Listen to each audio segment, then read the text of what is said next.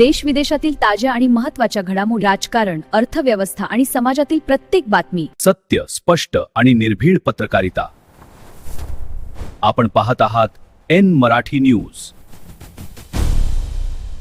नमस्कार, आपण पाहत आहात एन मराठी न्यूज. पिंपरी चिंचवडमधील वाकड म्हातोबा नगर परिसरात आज महापालिकेने मोठी कारवाई करत अतिक्रमणांवर बुलडोझर चालवला आहे.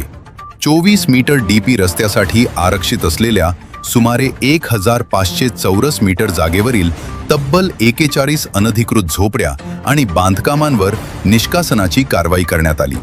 ही कारवाई पिंपरी चिंचवड महापालिकेच्या झोपडपट्टी निर्मूलन व पुनर्वसन विभागाने केली असून रस्ता रुंदीकरणाच्या कामाला गती देण्यासाठी हे पाऊल उचलण्यात आले आहे.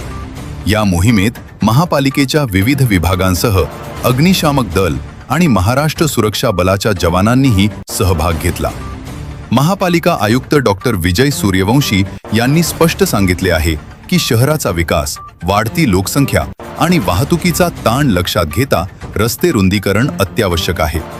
तसेच नागरिकांनी विकास आराखड्यातील आरक्षित जागांवर अतिक्रमण करू नये आणि महापालिकेच्या कारवायांना सहकार्य करावे असे आवाहनही करण्यात आले आहे.